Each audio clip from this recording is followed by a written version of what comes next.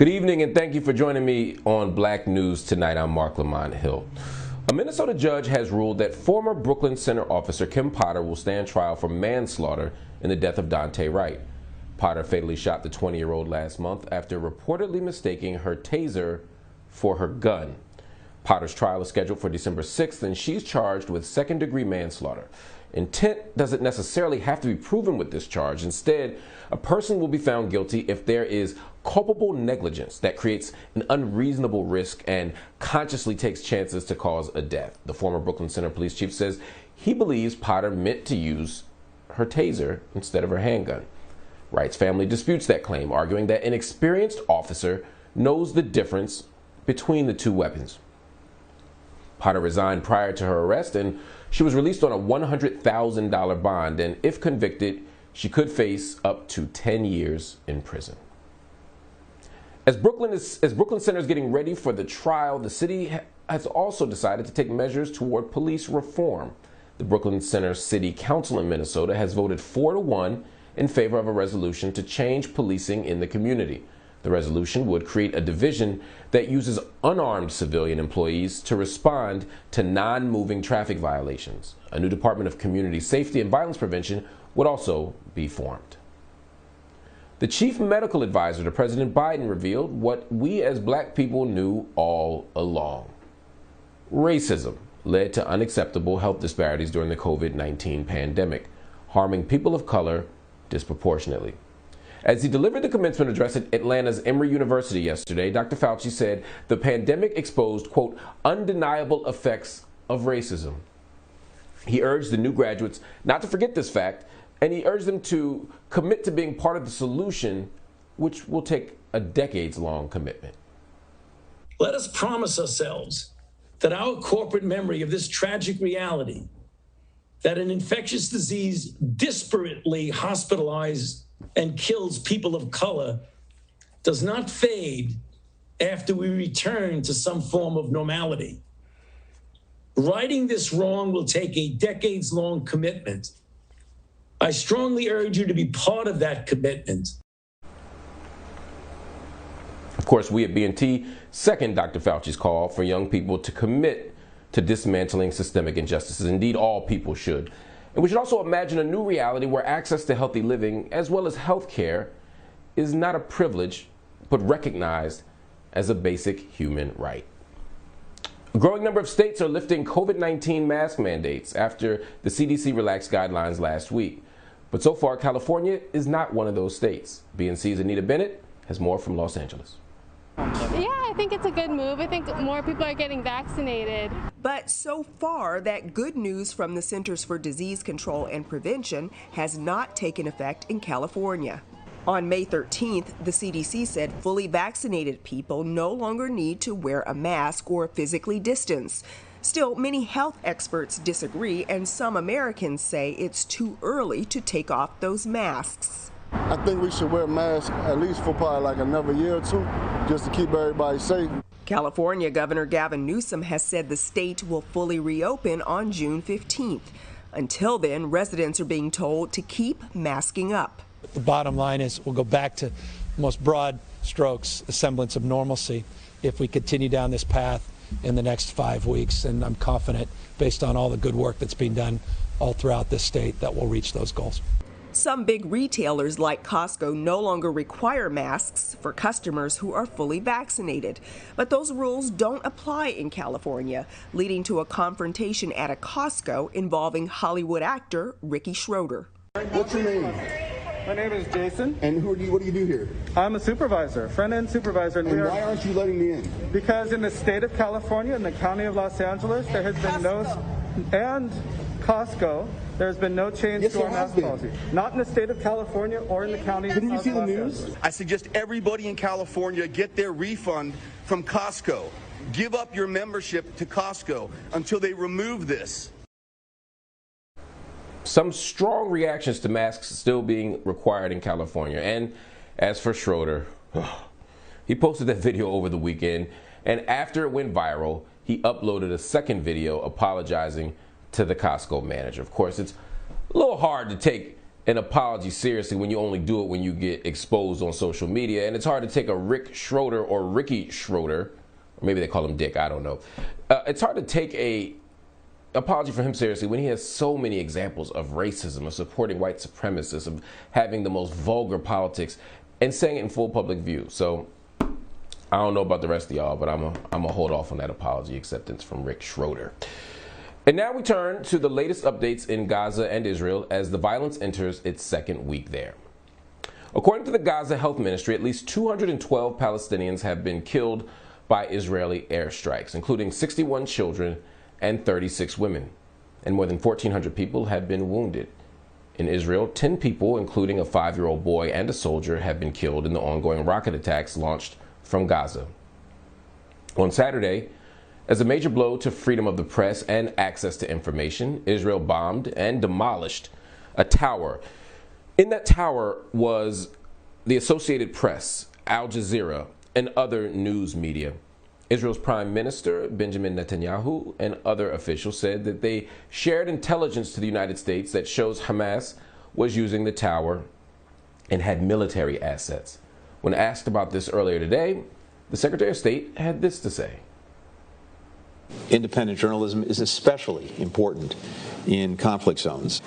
Israel has a special responsibility to protect civilians in the course of its self-defense, and that most certainly includes journalists. Shortly after the strike, we did request additional details regarding the justification for it. I wouldn't want to weigh in on intelligence matters in this forum. It's not my place. I will leave it to others to characterize if any information has been shared. I've not seen any information provided, and again, to the extent that it is based on intelligence, that would have been shared with other colleagues, and I'll leave that to them to assess.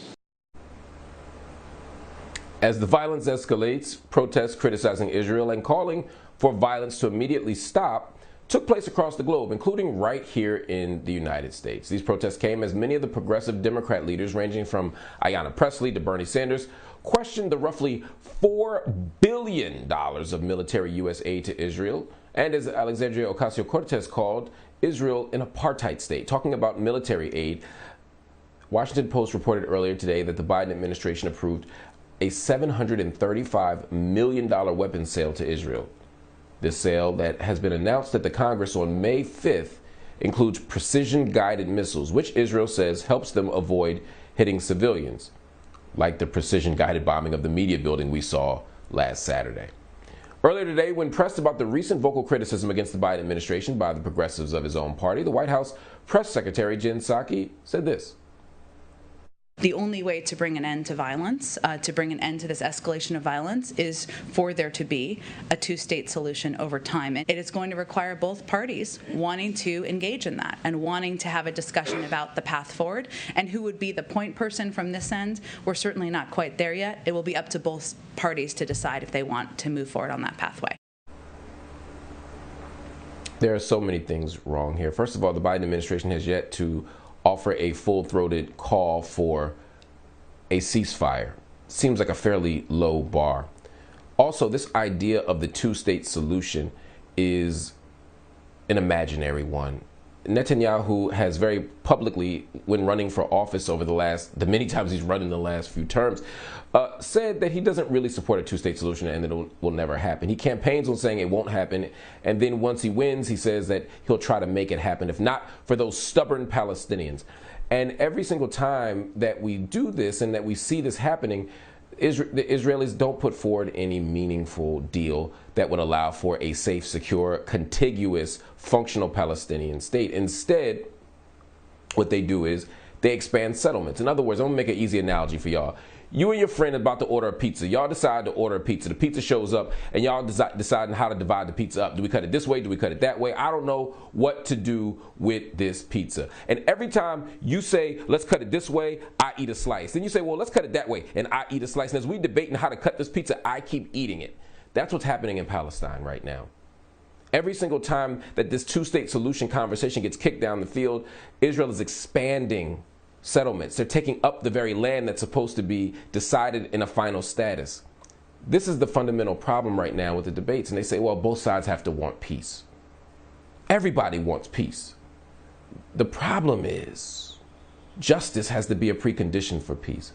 Until there's justice on the ground, until we don't see evictions like we saw in Sheikh Jarrah last week, until we don't see people being shot and attacked inside of Aqsa Mosque during the holiest of months, Ramadan, until we don't see disproportionate force being used in Gaza, until we don't see Gaza being constructed in the media as if it's a military base, so that every time we bomb Gaza, or Israel bombs Gaza rather, it seems as if we're just bombing some Hamas site. No, these are neighborhoods. These are schools. This is where families live. This is where people stay. And we can never ignore that or just chalk it up to that's what they do. No, we need something different. But the Biden administration has to exercise leadership on this. That means they can't continue to criticize the International Criminal Court, which only seems to find African nations guilty. Oh, they'll find Sudan guilty. They'll find Uganda guilty. I ain't got no problem with that. Oh, they got all kinds of smoke for Libya. But what happens when it comes to us in Afghanistan or when it comes to China? Now all of a sudden the conversation shifts. The U.S. has to pull back. They have to stop vetoing Security Council resolutions. They have to stop siding against justice and being on the wrong side of history with this issue. Now, I know they want me to go to break, but I'm going to take just one more minute to say something else. A lot of you black people, because there's about 5 million black people watching the show right now, a lot of black people say, why should we care about this? That's all the way over there, and we got enough stuff to deal with right here in our own country. I'm going to give you a couple quick reasons why you should. Reason number one, as black Americans, we are taxpayers. And as long as the United States continues to fund Israel with up to $4 billion in funding for their military, supply them with weapons, and help them sustain what's going on over there, we are responsible, not just black Americans, but all Americans. There's also a fundamental question about justice. We have a duty to do the right thing. Black folk have always been on the right side of history. Black folk have always been the conscience of this nation. That's why we said what's happening in South Africa is wrong. Black folk were struggling. We were getting beaten by police. We were getting shot by police. We were getting killed by Reaganomics and George Bush after that. But we still continued to side with South Africa. Why? Because we needed to be on the right side of history. Some of you say, well, that ain't our problem. That ain't our fight. We got to deal with our own stuff. We have to prioritize. I'm with you, bro. I'm with you, sis. But here's the thing. The same systems and structures that make us vulnerable here make people vulnerable in Latin America, make people vulnerable in Syria, make people vulnerable in Egypt. You see, capitalism and homophobia and transphobia and racism and white supremacy, they don't have passports and visas. They don't stop at the border. They flow left and right. They're transnational oppressions and transnational systems. What am I saying? I'm saying that if you want to stop oppression here, you got to stop oppression everywhere. We can't have picks, as they say in my hood. And some of y'all be like, well, I'm a Pan-Africanist. I'm a nationalist. I only care about black people where black people at. Cool. Well, guess what? There's African people in Israel. There's African people in Palestine. There's plenty of Afro-Palestinians in Gaza. Go to Jericho. Go to Ein Diuk and see what you see. You're going to see folks that look like you. Go to Jerusalem. Go to the old city. You're going to see folks that look like they could be on your block. You go into the state of Israel. You know how many Ethiopians are there? Do you know how many Eritreans and Sudanese are trying to seek asylum inside of the state of Israel right now? There's a whole bunch of folk that look like you. So even if you only into skinship as kinship, you need to care. But that ain't the biggest reason. The biggest reason is because it's the right thing to do.